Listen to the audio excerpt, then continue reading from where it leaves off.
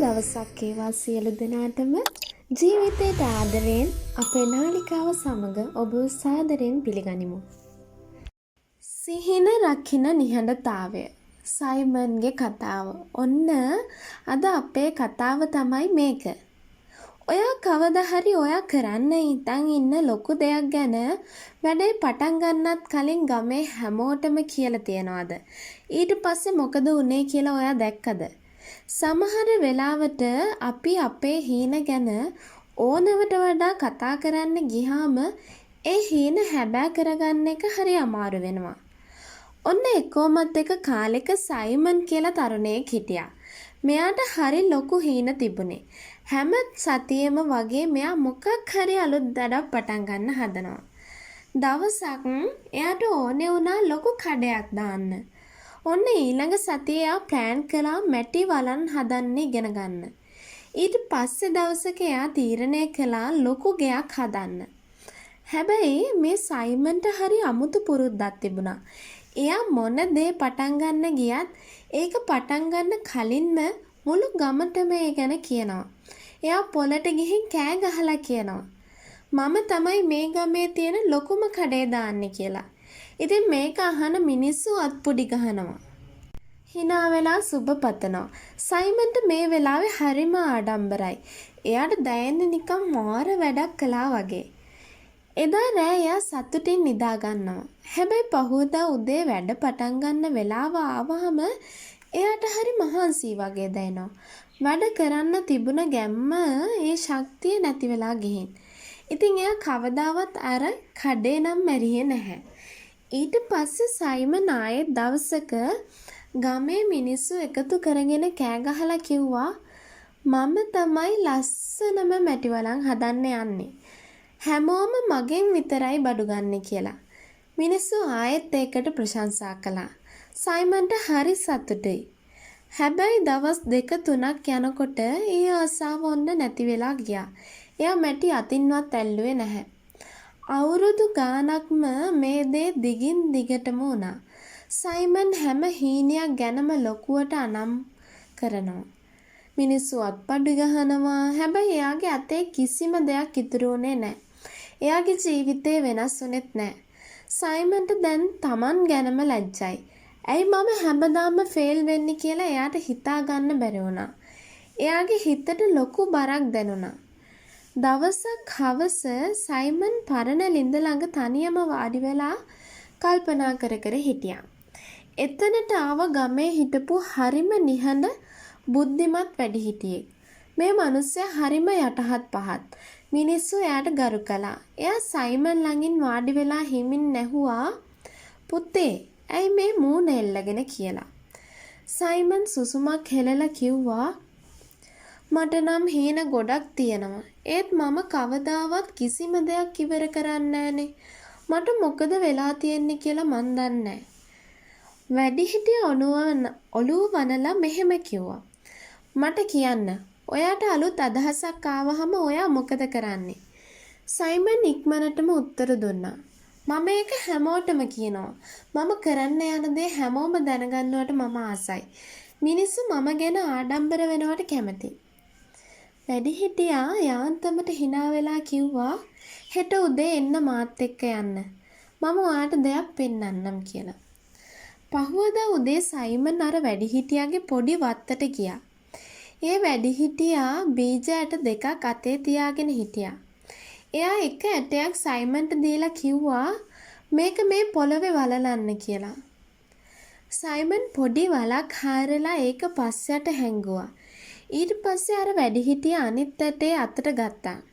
හැබැයි ඒක හිටවන්නේ නැතුව එයා ඒක උඩට උස්සලා අත උඩ තියාගෙන සෙල්ලම් කර කර හිටපු ළමයින්ට කතා කරා.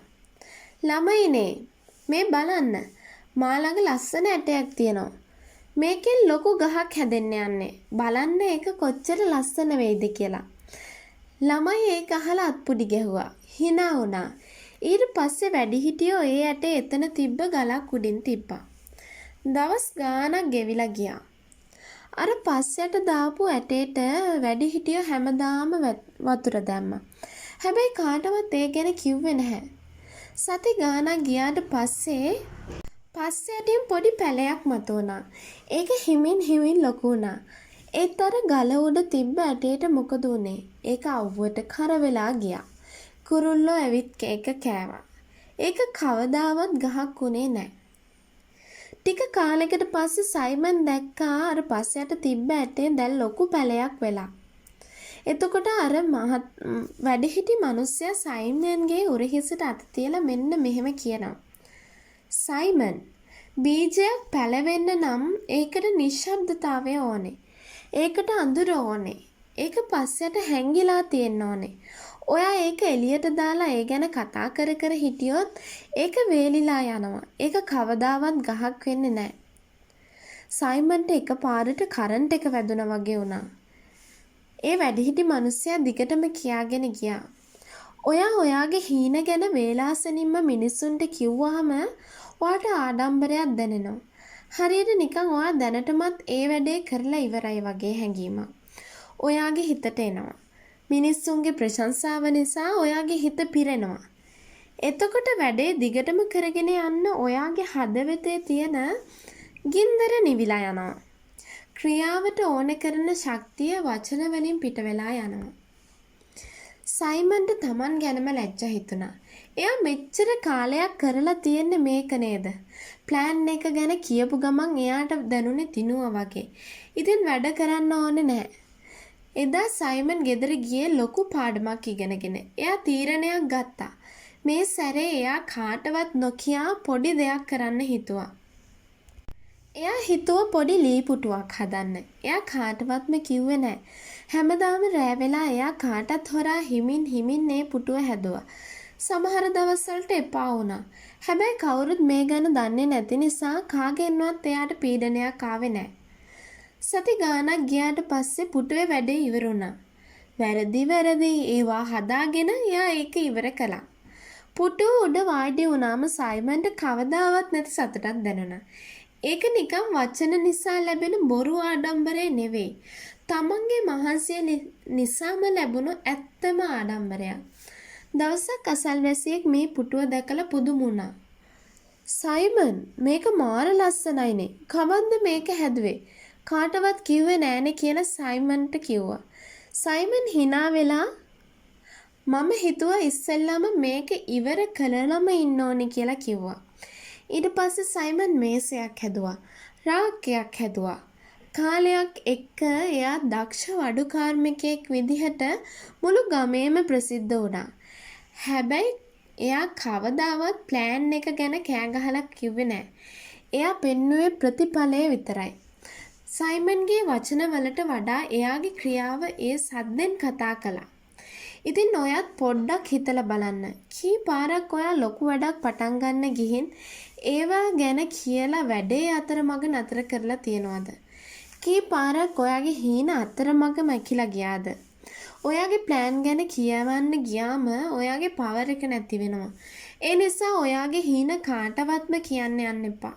ඒවා හිත ඇතුළෙම පරිස්සම් කරගන්න. වැඩේ කරලම පෙන්නන්න. ඔයා හදන දේ මොකද්ද කියලා මේ ලෝකෙට දැනගන්න ඕනේ නැහැ. ලෝකෙට ඕනේ හොයා හදපු දේ දකින්න විතරයි. ඒ නිසා ආයේ කවදා හරි ලොකු අදහසක් ගැන හැමෝටම කියන්න හිතුනොත් පොඩ්ඩක් නවතින්න. කට පියාගන්න. අර බීජය අඳුරේ වැඩෙන්න ඉඩ දෙන්න. ගහ ලොකු වුණාම ඔයාට වචනයක්වත් නොකියා හැමෝටම ඒක පෙනේවි. මේ කතාව ඔයාගේ හිතට වැදුනා නම් තව කෙනෙක්ට මේක දකින්න බලන්න ෂෙයා කරන්න. අප වීඩියෝවත් දැමූ සැනින් ඔබ වෙත ලබා ගැනීමට අපව සබ්ස්ක්‍රයිබ් කර බෙල් අයිකනේ ක්ලික් කරන්න.